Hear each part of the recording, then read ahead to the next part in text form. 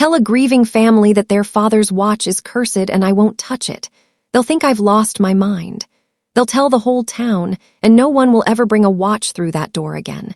This shop is everything we have left, Miriam." "Then find out what it means," Miriam said. "Before it happens again. You've been treating this like a secret to survive, Thomas. Maybe it's a puzzle you're supposed to solve."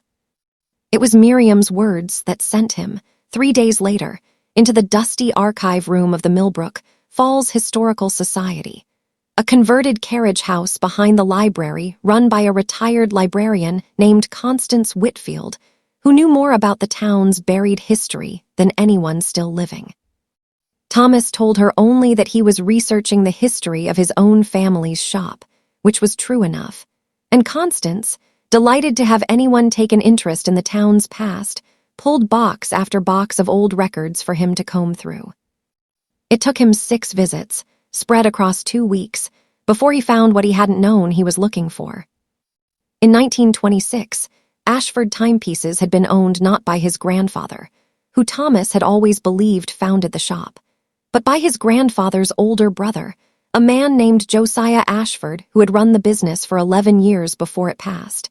Under circumstances the town records described only vaguely as a family tragedy, into his younger brother's hands.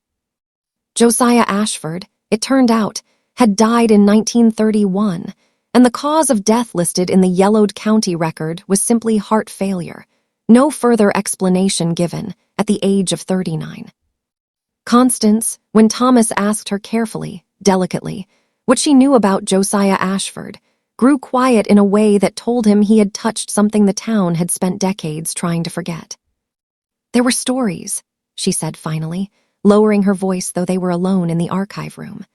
"My grandmother used to tell them when I was a girl, though I always assumed they were just old superstition, the kind of things small towns invent to explain things they can't otherwise understand. She said Josiah Ashford made a bargain with something, out at the old mill pond, back when he was a young man just starting the shop and struggling to keep it afloat during hard times.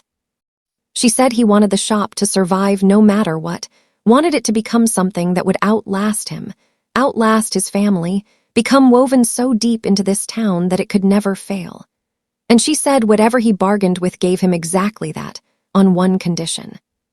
"What condition?" Thomas asked, though some cold, sinking part of him had already begun to guess. "The shop would always know," Constance said, "when death was coming for someone connected to it, and it would always try to warn them through whatever piece of time happened to pass through its hands.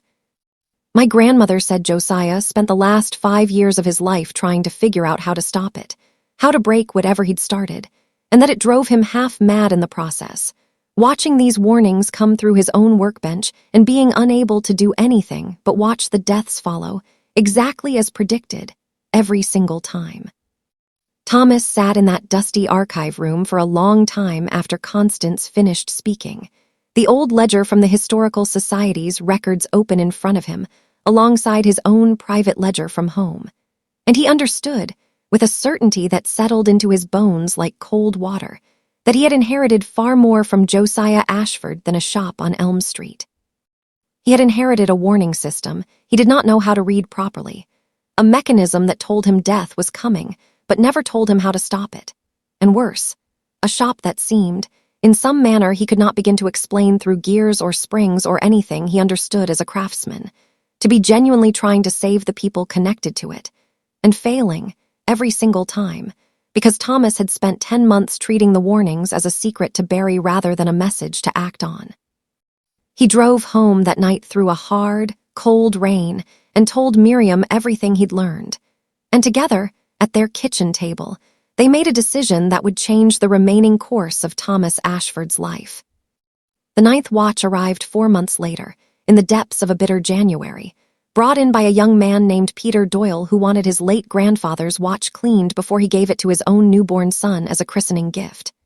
Thomas opened the case in his back room with hands that had, by now, learned not to shake quite so badly, and found the mainspring broken clean through, the hands frozen at 2:15 and scratched into the case back, that same patient, waiting word.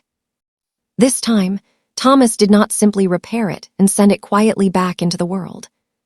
He called Peter Doyle that same evening and asked him, as gently and carefully as he could manage without revealing the true, impossible reason behind his concern, whether any member of his household had a history of heart trouble, whether anyone in his family had seen a doctor recently, whether there was, in short, any reason at all to be worried about someone close to him. Peter, confused but polite, mentioned that his wife's mother, who lived with them and helped with the new baby, had been having some chest pains she'd been dismissing as heartburn for the past several weeks, too stubborn and too proud to see a doctor about it. Thomas told him, with all the quiet urgency he could summon without sounding unhinged, that he strongly believed she needed to be seen immediately, that afternoon if at all possible, and something in his voice, some genuine and frightened conviction he could not fully disguise, must have carried through the phone line, because Peter Doyle, bewildered but unwilling to risk it, drove his mother-in-law to the emergency room that same evening. She was in the early stages of a serious cardiac event, the kind that, left untreated even a few more hours, doctors later told the family, would very likely have killed her within the week. She underwent an emergency procedure and survived, and Peter Doyle called Thomas afterward, still confused about how a watchmaker's strange, urgent hunch had happened to save his mother-in-law's life, and thanked him with a bewildered gratitude that Thomas accepted without ever fully explaining what had truly prompted the call. It was the first time in nearly a year that Thomas Ashford closed his ledger on an entry that did not end in a death. He did not always succeed after that.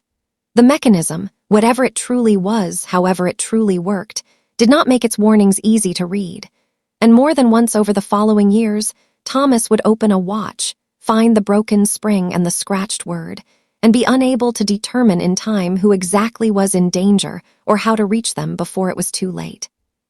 He lost more than he saved, in the end, and he carried every failure with the same silent, private grief he had once reserved for his own family, because in some strange way, by then, that was exactly what the people connected to those watches had become to him.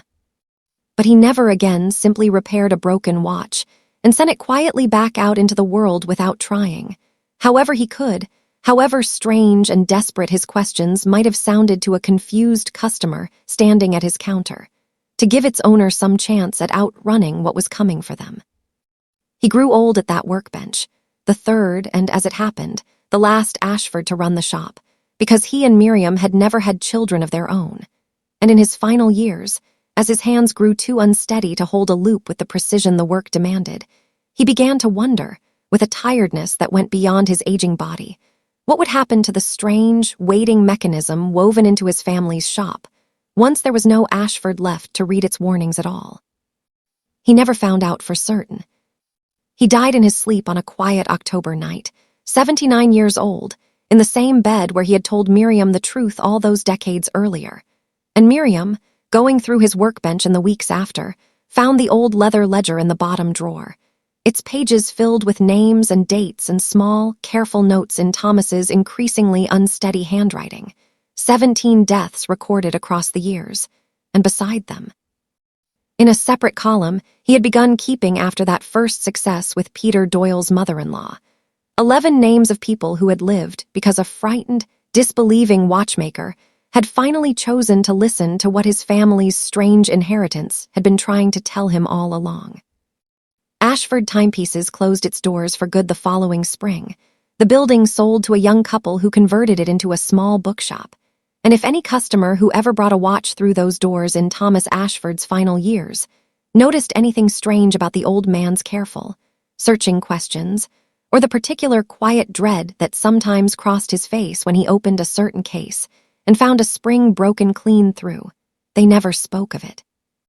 And the town of Millbrook Falls kept its stories the way small towns always do, half-remembered, half-doubted, passed down at kitchen tables on quiet evenings the way Constance Whitfield's grandmother had once passed hers down, a story about a shop that could hear death coming, and a family of watchmakers who spent 3 generations learning, slowly and at great cost, that the hardest part was never hearing the warning at all. It was believing it in time to act,